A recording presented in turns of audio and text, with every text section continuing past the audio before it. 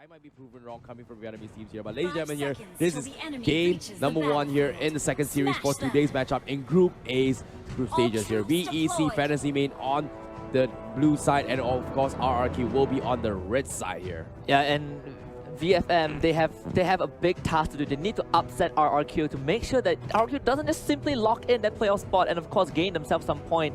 But of course RRQ, with that strong start, they have warmed up. This is VFM's first game, and from the draft, from the get-go, it felt like RRQ slightly outdrafted them. Not necessarily here. It's all about execution here. But in this case, let's take a look how they're going to be playing as a win. They're going to be taking a little bit damage here. However, they're pretty much half HP here from side RRQ. So going to be contesting the gold buff for themselves here. But seeing how they wooden mask here, we see double wooden mask coming from RRQ. Same goes for VEC Fantasy Main. So nothing too much out of ordinary. But well, they're going to be respecting each other's territory. Nothing too much of an aggressive plays coming in from both these teams. Yeah, and immediately VFM decides, let's put Harry bot, let's set the Cloud mid. This guy needs the resources, we need to make space for him, and the best way is to give him that solo lane. Give him that extra experience, give him that buff, whatever that we can to funnel to get this Cloud online as soon as possible, because VFM, they are playing against the ticking time bomb. RRQ, yeah, just waiting for this Hauke to hit level 4, and then he'll start striking. Yeah, our bottom side here, we see a little bit of contestments here. We're going to be cutting a creep wave here, and I'm pretty sure that VFM here, they want to control the tempo and just try and go a couple of aggressive plays here. However, RRQ, look at this. We see rotations coming from Jago already setting up near the outskirts of the turtle pit, and they are trying to go for the wraparound, trying to fight against this team here coming from VFM. Yeah, VFM, they want to commit to this tower, but RRQ is here to go for the defense. Jago is here. Jumps in the tree, doesn't get a kill, but they defend that structure. Yep, nice disengagement here coming from VFM. They try to go for a commitment here, but RRQ managed to stop them in the track, which is really nice. Zaman Frost was kind of baited out as well. This is going to buy a little bit of time here for RRQ to get up those farms here, especially from the side of Jago. But that's not for now. Brawly, will he get scouted out? He might be in some trouble, but he's going to be fine. Yeah, and the rest of RRQ, they are coming, like you mentioned, they're setting up the turret. They stalled out that tower for a bit longer, and now VFM, they managed to get a tower, they're committing to the turtle, but guess what, RRQ, the strike, the lights gets turned off, and immediately they're gonna pounce in, try to go to the first blood. Lucky will take another value out of the picture, but Hyde will be able to beat that front line for now. It's a 1-for-1 so far, but RRQ seems like they've isolated Hyde, and Hyde has nowhere to go. Double kill for the Hauke, and RRQ, they want to go for more. They smell blood in the air. Team X has to jump away. VFM, they concede 2 kills, and they will concede the turtle as well. Nicely done here coming from RRQ, and it's not over yet here because T-Max is going to get dived out. He's got no Hurricane dance, and he will get bursted down, unfortunately here. And Teeny, he's trying to go for a big wombo combo here, but let's take a look at the replays here because I like this play coming from RRQ. You pay attention to this here, they immediately focus on the support, and not to mention as well, Sin on the Hellcat was cutting off the backlines here. They knew that Akai did not have the Hurricane dance. They pressured him and took him down, which was very nice. And a little bit unfortunate for VFM as well, if you pay attention, because Cloud did not exactly have mana to work with in that team fight. Yeah, and the best part was the moment Sin saw that opportunity, he didn't just get the first blood. After that first blood, he jumped right to the back line. Like you mentioned, he got the AoE silence off. No, this is the problem with Cloud, right? You need to buy time, but all this early fight is just going to stop him when this Hauke is so huge. RRQ, 4 kills in a row, gets the turtle and gets the tier 1. Sin's just gonna get away. Teeny is 3 levels behind. There's no way you're catching this Hauke anytime soon. Yeah, saving up the... You mentioned about the Cloud as well, buying a little bit of time. He needs those items, especially the Golden Staff and the Demon Eater Sword. But building up those stacks to transition into a Blazing Duet, that's going to be the key component here. And it's not going to be an easy thing to actually pull it off, but RRQ, they seem to realize that as well. That's why they always send Sin to cut the backlines. But as of now, Sin is 3-0-1 on the Hellcat coming from RRQ. And it's not over yet. Oh! And this time, VFM, they want to strike back. The Grand Girl is there. That is Sonata, but not able to help out his teammate. They will lose 1 to VFM.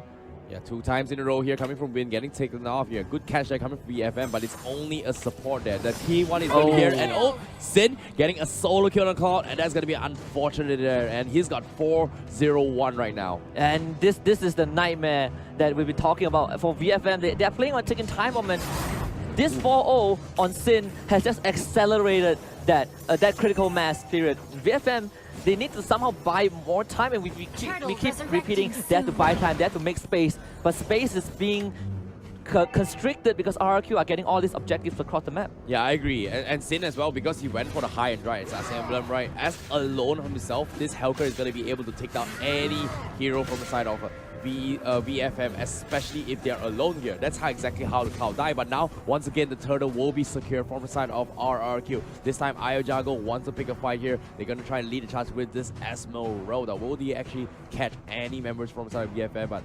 VFM, they're playing on the retreat here. They're losing the economy at least 4k deficit here, coming from VFM and RRQ. And just perfect game sense from RRQ. Sin, he saw VFM pull off a collapse in the middle lane, realizes, okay, the front line, they are all gone from the side, from the blue side. Claude is definitely isolated. Let me just go and pick him up. And that's what happened that led to Claude's death. Now it's going to be RRQ again gaining the lead. They're going to extend this goalie as much as they can. They're not in a rush. They already hit that critical mass earlier than expected. Now Kai's going to get the pull as well. Lucky, not so lucky this time. Hylos will be the one taking that out. Yeah, nice divine judgment there coming from RRQ, catching off Lucky, like you said as well. But it's like I said, you know, the Cloud needs more items. Divine item up already. Cloud. Broly's gonna go lead the charge here. How do we do this here? And they're gonna fight this. Harif, he's doing his best. Hyde will not be able to get any kill onto Liam. This Hylos is pretty much unkillable at this point. You need more commitment. Thank God that Sin was not there, but even so, it kind of proved that how RRQ are so far ahead that VFM just was ineffective against them, and because of that, Sin again making space. You're kind of playing like they're trying to play like this Marsha 4-1 composition, even though it's not the Marsha, but because again Sin has such a big lead, he can go across the map. And VFM, they cannot just send one guy to deal with this Hellcat. They need 2 or 3, and you need to make sure you keep this Cloud out of the business. Yeah, definitely here. Speaking of out of business here, because I feel like they have a lot to worry about here. Because right now, who should they focus? Is it going to be Esmeralda or is it going to be the Hellcat here? And right now, because they were confused in this kind of confusions, it's hard to make a decision here. It's all down towards how T-Max is going to be able to pull things out from side VFM, especially from the Archive itself. The Hurricane Dust is going to be the key crucial component to open the entire gameplay or tempo from the side of VFM. Yeah, and they need one solid comeback here. And now another turtle buff heading towards RRQ now. RRQ making it look easy, and it's not just the Archive. The Valiant now plays another crucial role because of that knockback. You kind of had to start playing the Pew game. The Cloud cannot just jump in with that ultimate and start spinning and hope to get a kill. That is not going to work against RRQ simply because of the imminent threat of Hellcat. So he's going to constantly search for this Cloud, constantly search for this Broly, and again, they are not in a rush. We're 7 minutes in, RRQ, they're taking it slow. Wait for the Lord to come back, then that is where RRQ will pull off the next push, the next big strike. Yeah, speaking of the next big strike here, T-Max, he needs those fights here. RRQ, they're lying in wait, they're camping their way through, hoping to catch a couple of mistakes here, and you can see they're setting up shop from RRQ, and VFM, you can see as well on the bottom, on the mini side of the map as well, you can see Lucky on the volley was just a little bit scared to actually push too far off, but now they scout this out here. Will they catch off Lucky again? This is a goal. He goes in. Ooh, gets pushed back. He's going to be fine. Falling Star Moon as well. T-Max going for the Hurricane Dance. He's going to connect on one here. He will get the sin here, but that's going to be Hellcat. And a big spin. Ultimate here coming from Arda. Connects on the dot, but it's going to be enough to revitalize from Liam. Keeps him alive. They take down the Archive, but unfortunately, VFM, they lose 3. They lose 2. RRQ is so far ahead right now, and they can't seem to be taken down by VFM. Yeah, Broly is the last man alive trying to get away, and he will be able to buy time for his team, but like you say, RRQ with the lead, they had the item advantage. They were ready for that. That was the best fight that VFM could have gotten, and they were not able to close out that fight. And now it's Broly. He's just going to keep running from RRQ, and the rest of his team, they just respawn.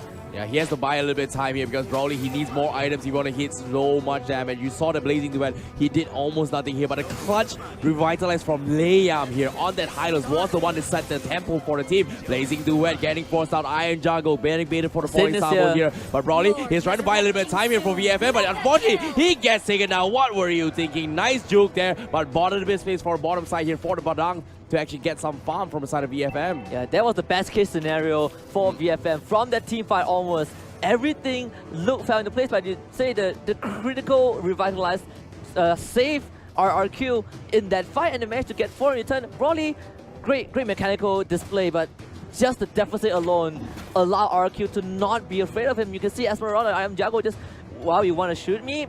I'm just going to let you shoot me and I'll finish you off. Sin was on the way as well, so there's no way that Broly can get out of that.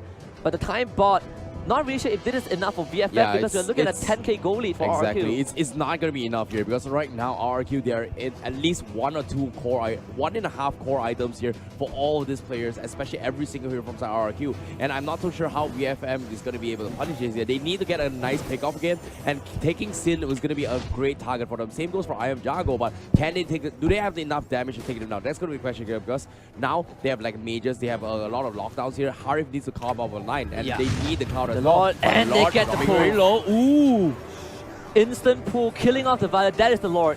RRQ, they did this exact same trick against Evos just now in that second game where this Kaja is literally ripping the enemies apart. Vin was on point with all those ultimates, Divine Judgment on the right target, and because of that, without the Violet, you lost that one member, that one extra member that can help you peel, that can help keep this marksman alive.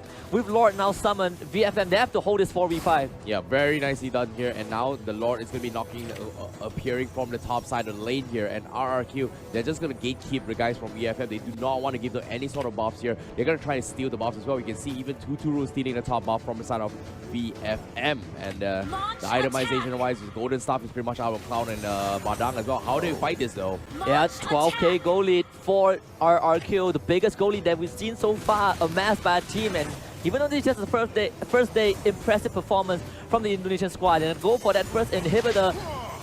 It's going to be VFM trying to make something happen. There go T-Max goes in for the Hurricane Dash. He does get 4 targets, but the damage isn't enough. Harry will find one. They force RRQ to retreat, but the Lord is already in the base.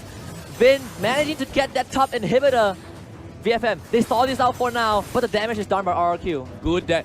Good defense there coming from VFM as well. What a huge out there coming from Teeny as well. Did the damage on, but once again, Liam with the clutch revitalize. He can't be taken down. They lost one member, but that's about it. And VFM, they need to slowly but surely drag this out fight here. But look at this, one big ultimate here. Everyone was so low. The revitalize there keep him alive, but everyone backed out alive. Yeah, T-Max needed that Hurricane Dash, and he got it perfect onto Vin, the Kaja. That hero could have been the Vin could have been the guy to end it off of VFM. So VFM bought themselves some more time to stay alive in game 1, but the odds are still stacked against them. Yeah, definitely here, but like you said as well, the Lord knocked down. They lost 1 tier 3s up top here, but VFM, if they drag this ultra late game here, the Badang and Cloud is gonna come up online. As compared to Granger, it doesn't really do as much as compared to what Cloud and Balda is going to be offering in terms of overall damage output towards the ultra late game. And Tuturu, they know they want to end this game here. They're going to go force out another BOD, but look at this, the fight. And this is what VFC want to do. You're starting to see this Cloud being a bit more efficient. And if you put aside the mistake from T-Max that who try to contest the dragon, the turtle without that Hurricane Dance, it is all a bit better for VEC Fantasy main, but for RRQ, they are still on his tails. That's a crucial item here coming from VFM. Divine Glaive up onto its height already on that Harif, and the Harif is going to pop up a little bit more. And Tuturu also getting the second Blade of Despair as well in this next team fight. This is going to be a crucial fight here coming from VFM and RRQ, and they have the dominance eyes on Liam just to try a little bit of slow to actually buy time for the team to actually snowball their way through. But VFM, they just need that one lucky hero. It's either Zin, Tuturu, or even I Am Jago to get picks off first. This is where they will slowly make their comeback, if and only if they pull it off. And this is where T-Max and Teeny need to make the same magic trick again. They need to go Houdini once more, but this time they can't just get Vin. They can't just get one member from RQ. They need to get the course. They need to at least be able to kill off half of RQ to even have a chance of staying alive. And with the all stacked against them right now, with how things are, Tuturu is just going to continue the split push on the top side of the map. And VFM, they are far away from base. This is where RQ can consider collapsing on them. But luckily, Sin is not around just yet. Oh, they have Immortal Arm Liam. They're not afraid here, but unfortunately, the buff actually gets stolen. Oh no. VFM, they needed that buff here if they want the win the next 2 team fights here. And RRQ, but they found someone. Here, but Hurricane Dance. And it's going to be VFM pulling the trigger once more. They're going to go for Vin. Vin somehow survives to revitalize Liam in everyone, but there is it! Vin and Esmeralda will kill off 2 members of VFM while the rest of RRQ stay alive.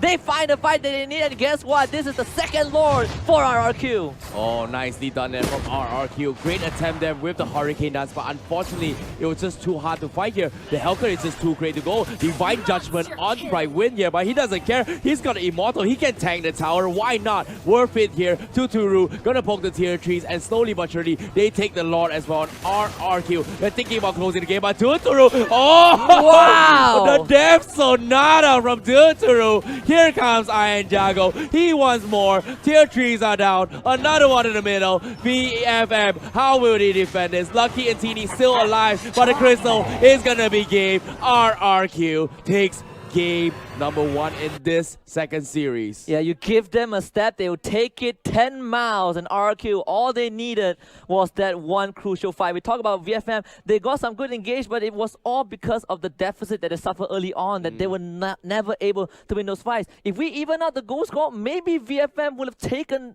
those fights convincingly, but it's just the deficit that RRQ has been able to establish since the get-go. Yeah, the understanding how you're being pulled from RRQ was just amazingly ridiculous because, you know, we always talk about, hey, which team, whoever team who gets that pre-fork will always have that jump. And they understood that, hey, earlier on in the first engagement in the, I think it's going to be on the highlights later on as well, where Arkai did not exactly have a 4. They just jumped in. They just went in uncontested, like, hey, no one can touch this Helker, which is ridiculous here coming from Sin. If you think about it here, I'm surprised Sin is like, what, 5 on silver, 8.2. He was one of the earliest players here from the side of RRQ who just get this huge lead all by himself, getting solo kills after solo kills. I am Jungle, followed by later on with 607. He's great. He's got a lot of farm here, but this wasn't like, it was like the Esmeralda.